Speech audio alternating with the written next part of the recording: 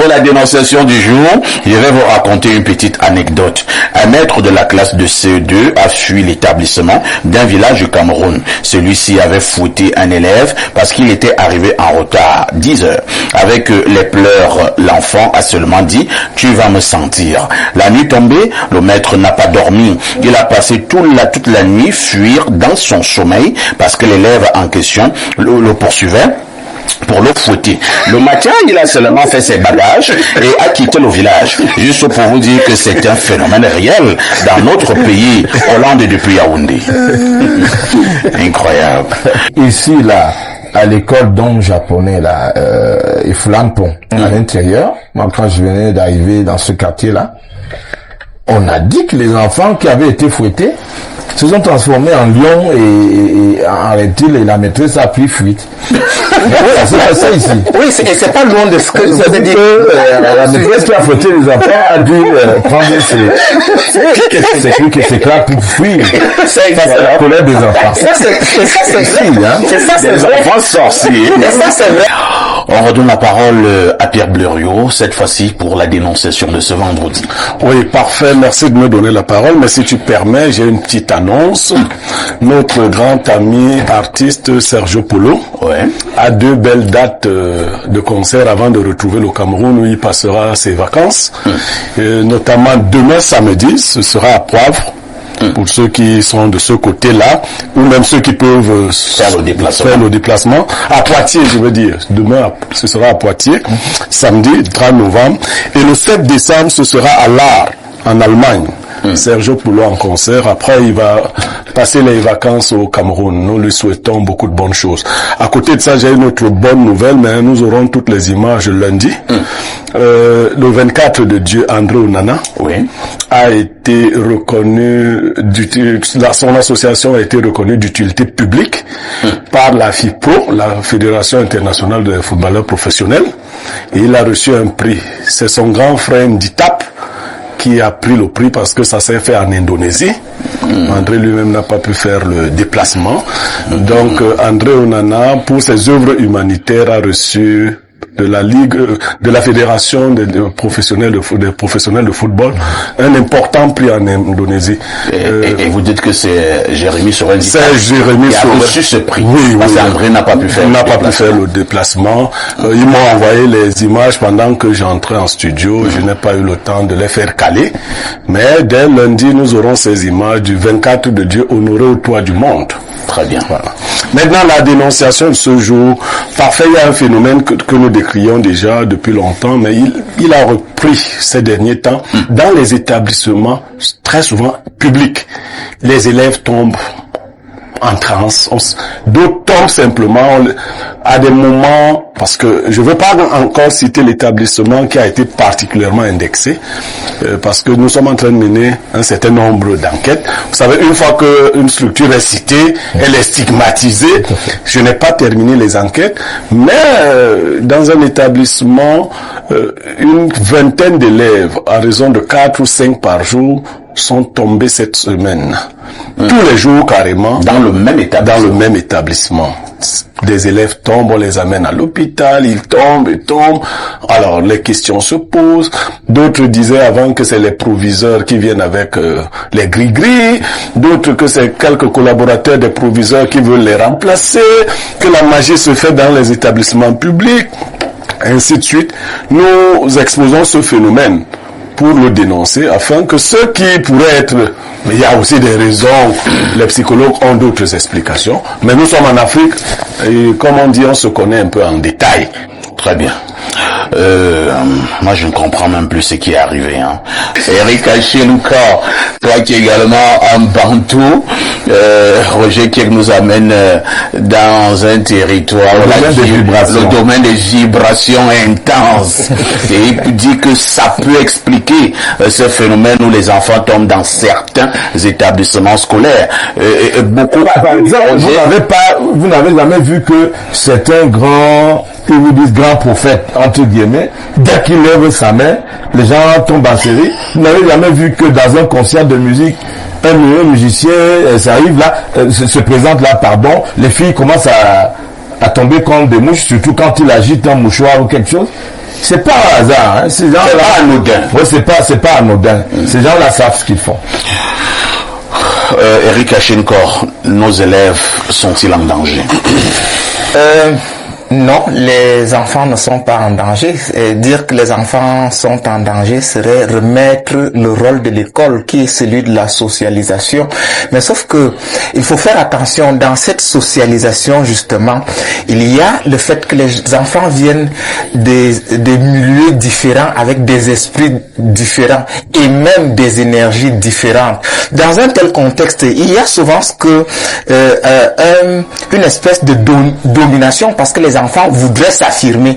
Et la question de l'affirmation ou même de l'identité au sein de ces institutions fait souvent en sorte que il y ait des mécanismes de domination. Je me souviens au cours d'une étude que j'ai menée, parce que j'ai mené une étude sur les violences en milieu scolaire.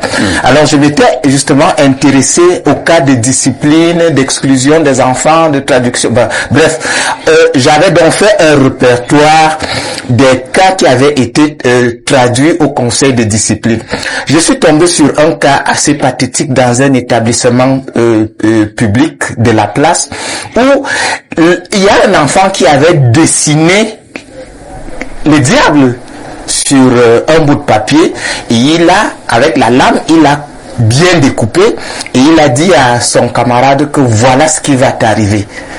Quelque temps après, les enfants ont commencé à tomber en transe, justement, comme c'est le cas.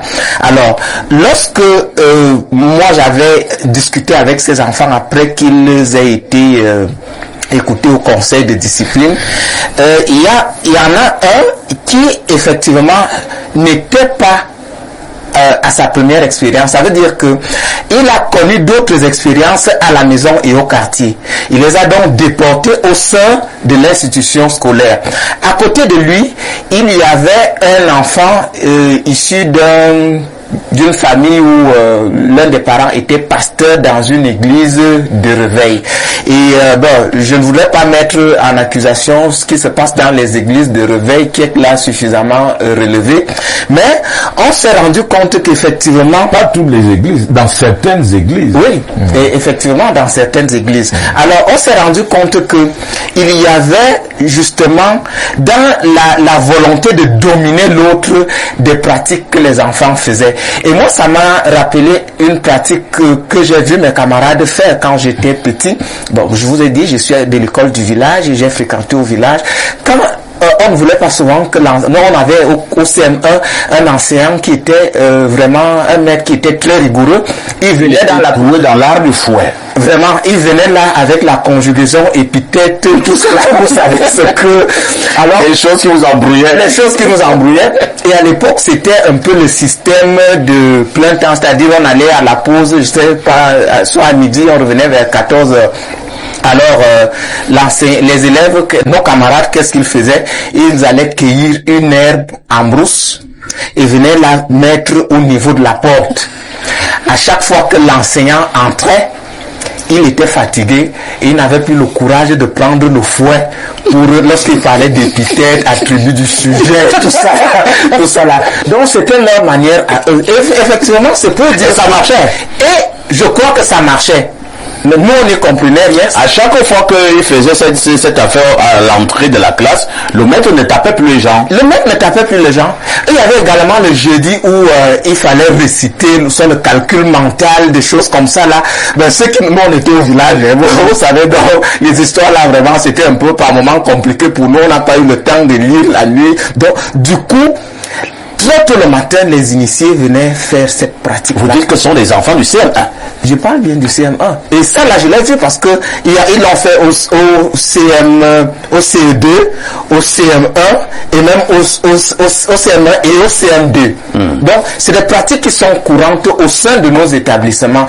Et à cela pourrait donc s'ajouter d'autres quêtes d'énergie où des enfants appartiennent à des sectes. Des enfants. Oui, c'est des enfants qui appartiennent à des sectes, justement. Vous voyez un enfant, mais tout le monde n'est pas enfant. Vous allez voir un vieux, il y a des vieux qui ne sont pas vieux, qui sont des enfants. Ça, vous devez des enfants qui sont des vieux. Et des enfants qui sont des vieux, c'est-à-dire ils ont une enfance qui n'est pas une enfance Expliquez clairement que chaque fois que quelqu'un est maître de quelque chose, il se charge d'initier sa progéniture. C'est-à-dire que les gens là, de génération en génération, se relaient un certain nombre de choses. Et l'enfant qui a l'habitude d'être initié ou de faire des voyages astraux, des choses avec son père, veut se sentir supérieur dans le lot des autres camarades. Aujourd'hui, depuis le bas âge, que ce soit dans la musique, le football, le sport, les gens d'en haut essaient de coopter l'élite Tamba. Très bien. C'est dès le berceau que alors, ça se fait. Les gens doivent être prudents, vigilants pendant que nos enfants fréquentent. Je constate simplement qu'il y a déjà deux chemins qui s'ouvrent à nous. Le premier chemin, le phénomène où les enfants tombent ou bien entrent en transe, peut émaner de certains chefs d'établissement qui sont dans des trucs compliqués. Et il y a également un autre schéma où les enfants eux-mêmes, les camarades de classe, peuvent être des petits initiés alors que nous ne savons pas. Et ils viennent faire leurs expérimentations en salle de classe ou bien à l'établissement. Pierre Blériot-Onyamèque, vous qui êtes habitué des situations compliquées, comment vous expliquez, au-delà de ce que les uns et les autres ont déjà eu à apporter comme contribution sur cette plateforme, comment vous expliquez ce phénomène qui consiste à ce que des élèves ou certains élèves tombent dans certains établissements? Non, est-ce que je vais dire quelque chose au-delà? Un jour, dans ma tendre enfance, j'ai trouvé un ouvrage sur la table de mon homonyme. Il m'avait pas autorisé à les lire là-bas. Ton grand-père? Mon grand-père. Le titre de l'ouvrage était The 6 and 7 Books of Moses. En fait, Moïse a écrit 5 livres qui sont dans la Bible. Et ce livre, lui, l'avait pour titre le 6e et le 7e livre de Moïse. Vous voyez? Donc, dans ces derniers ouvrages. Qui n'étaient pas dans la Bible. J'ai ouvert le livre, j'ai commencé à lire les premières pages. Et au fur et à mesure que je lisais, j'avais les maux de tête. Je lisais, les maux de tête devenaient de plus en plus violents. Oh, j'ai déposé le livre. Quand mon vieux est venu, il est rentré. Une heure de temps après, il m'appelle, il me dit, Mbombo, viens. Je suis venu. Il me dit, tu étais sur ma table? Je dis oui. Tu as lu un livre là-bas? Je dis oui. Il me dit, on ne lit pas tout. Ce n'est pas tes livres. Il faut lire Maman de Bineta. Voilà, tu as tes livres là-bas. Bon, je le dis comme ça parce qu'effectivement, il y a d'abord des parents qui n'initient pas à leurs choses leurs enfants. Il y en a qui les préservent. S'ils se rendent compte que ces choses ne leur ont pas été profitables à eux-mêmes. C'est ça. Quand vous êtes honnête, ne transmettez pas à vos enfants ce qui ne vous a pas été à la fin, en fin de compte, profitable. Tout à fait. Mon homonyme, lui, il avait été quelqu'un d'assez compliqué, mais il avait su distinguer entre ce qui pouvait m'être profitable et ce qui ne pouvait pas l'être. Maintenant, il y a des enfants, dans les ordres, par exemple, dans un des ordres que vous connaissez, lorsque vous avez moins de 12 ans, on vous met dans une section particulière et vous êtes des sortes de colombes. Des colombes, tout à fait. Voilà, donc c'est comme ça qu'on les appelle là-bas. On initie donc ces enfants à des petites choses. Les enfants lisent des livres compliqués. Pour les plus curieux et les plus futés, ils vont même jusqu'à lire la Kabbale. La Kabbale vous enseigne des formules qui peuvent faire tomber les gens.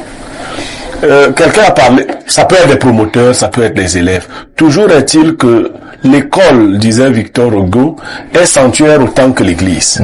Ça veut dire qu'il faut garder vos choses là. Et c'est pour ça qu'il faut sanctifier l'école. L'école est un lieu où on ne vient pas faire ces autres choses. Le grand danger, dans le cas de l'Afrique en général, c'est qu'on a tropicalisé même les ordres mystiques. Ah oui. Chez nous ici, c'est les paresseux pour la plupart des cas qui sont affidés à ces ordres-là, parce qu'ils cherchent les voies de contournement. Ailleurs, c'est des gens qui ont, de manière libre, pris la résolution d'aller dans cette affaire. Deuxième problème chez nous, c'est que ça devient des lieux de cooptation forcée. Exactement. Si un ministre des enseignements secondaires est rosicrucien ou franc-maçon, il va soit forcer des censeurs et autres enseignants, les gens vont se battre à devenir Rosicruciens, parce que je vais faire remarquer quelque chose, à devenir Rosicruciens ou franc-maçon. Quel est le danger parfait? Le danger, je l'ai souvent expliqué, si vous n'êtes pas Rosicrucien ou franc-maçon à la base, vous le devenez à 40 ans. Vous serez forcément un très mauvais Rosicrucien. Parce que vous n'aurez pas le temps de subir toute la rigueur de la formation. Vous n'allez pas accepter de commencer, par exemple, à la section des néophytes pour apprendre les petites choses et attendre. Vous allez brûler les étapes. Et comme au Cameroun, en Afrique, on triche avec tout, ce qui va davantage vous intéresser, c'est l'autre côté que les ordres essayent aujourd'hui de couvrir. Pour ceux qui sont dans le côté de la cabale, les ordres eux-mêmes ont compris que la cabale était dangereuse entre des mains inexpertes. Tout à fait. Elle est très dangereuse. D'ailleurs, il y a eu un conflit au sein de la Rose-Croix d'Or à Morques, où l'un des pères fondateurs estimait qu'il fallait cacher désormais la cabale et un autre s'opposait à lui, estimant que les Rose-Croix devaient démocratiser la cabale. C'est donc des pratiques cabalistiques qui en viennent à détruire les milieux sacrés comme l'école, les lieux professionnels. Même là où nous travaillons, souvent, vous arrivez dans un bureau, vous trouvez par exemple les salamandres, vous trouvez les serpents. Vous trouvez les serpents. Ah bon. Les gens ne restent pas avec leur totem à la maison. Il y en a qui se baladent avec les totems. Ils viennent au bureau et déposent les totems. Non, vos totems, vous devez les garder pour vos sanctuaires. Merci Pierre Blériot.